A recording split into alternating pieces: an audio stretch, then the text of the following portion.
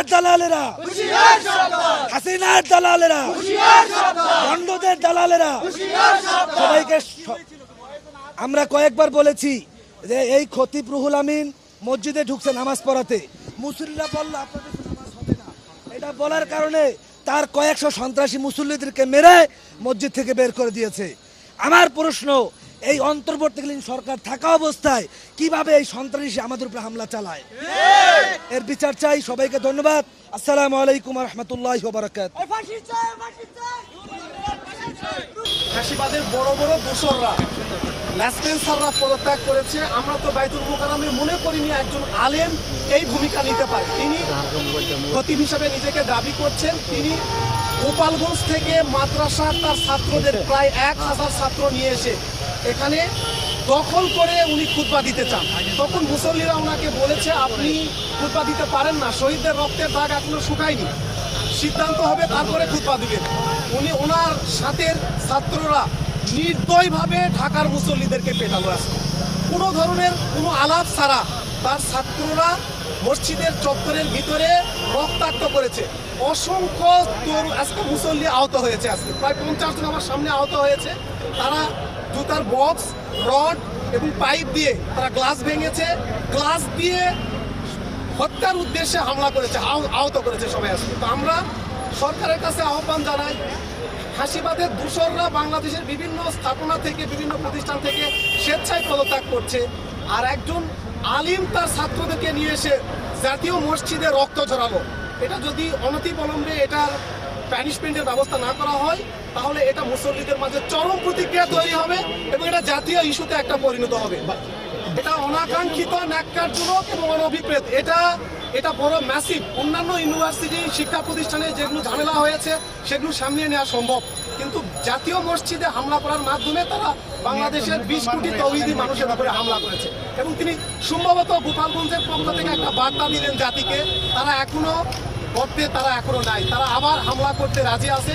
গোপালগঞ্জ থেকে বাস ভাড়া করে নিয়ে এসে হামলা করে গণতন্ত্র প্রেমীদের এই ফাঁসিবাদের বিরুদ্ধে আন্দোলন করে তাদেরকে একটা উল্টো তারা চ্যালেঞ্জ জানানো আমি মনে করি। আমরা এখনো ধৈর্যশীল। এই সরকার আমাদের সরকার, এই সরকার 20 কোটি মানুষের সরকার। কিন্তু তারা যে কাজটা করলো যদি কালো বিলম্ব না করে অথবা রাজনীতির মাধ্যমে শুধুমাত্র ঠান্ডা করার নেশা না করে, 24 ঘন্টার মধ্যে এই ঘটনা রুল আমি যদি গ্রেপ্তার না হয়, এবং এটা টিভি ফুটেজ আছে কিভাবে তারা ঢুকেছে, গোপালগঞ্জ থেকে ঢাকায় কিভাবে ঢুকেছে, কিভাবে বের হয়েছে, কিভাবে হামলা করেছে, টিভি ফুটেজ আছে। যদি এটা বিচারের ব্যবস্থা না হয়, গ্রেপ্তার যদি না হয়, তাহলে আপনি দেখতে পাবেন বাংলাদেশের বৃহত্তর জনগোষ্ঠী এই মসজিদকে কেন্দ্র করে কি আন্দোলন গড়ে তোলে। এবং বাইতুল মোকাররমে মসজিদে নামাজের জন্য আসি, এবং নামাজের শুরুতেই আজকের ইমাম সাহেব উনি এসে খুতবা বক্তব্য পাঠ করে শুরুর আগেই উনি দরুদ শরীফ পাঠ করেন, এবং দরুদ শরীফ পাঠ করার পরপরই আজান শুরু হয়। আজান শুরু হতেই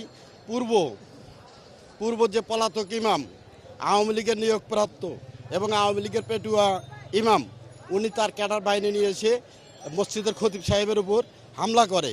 এবং সেই হামলার প্রতিবাদে বর্তমান যে খতিব আজকে যে মসজিদে ইমামতি করেছেন, ওনার পক্ষ থেকে তীব্র প্রতিবাদ করা হয়।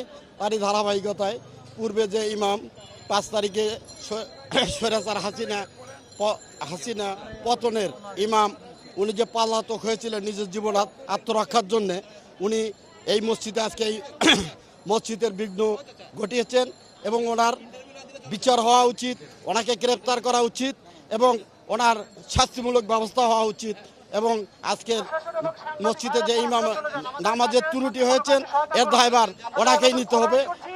সবাইকে ধন্যবাদ। আসলে আমরা সকাল সকাল আমাদের বাসা এখানে পল্টনে, আমরা এখানেই কাজ কারবার করি, আবার অফিসও এখানে।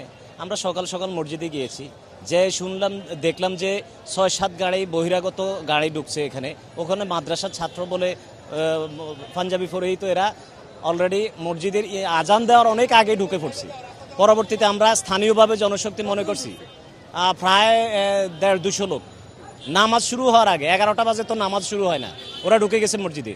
এরপরে সিরিয়ালে দেখছি মানে ব্যারিকেড দিয়ে দাঁড়ায় রয়েছে। কী ব্যাপার এখানে কি? আমরা স্থানীয়ভাবে সবাই জিজ্ঞেস করলাম, বলছে যে সাবেক হুজুর আসছে। আমরা বলছি যে সাবেক হুজুর কেন আসছে?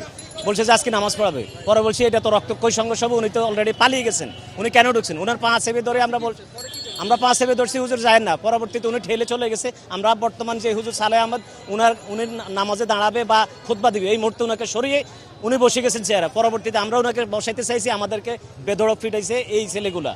সাবেক যিনি পালিয়ে গেছেন ওই পেটো বাইনি হুজুর, সাবেক হুজুর আর কি, ওনার নাম তো বলে গেছে, রুল আমিন সাহেব।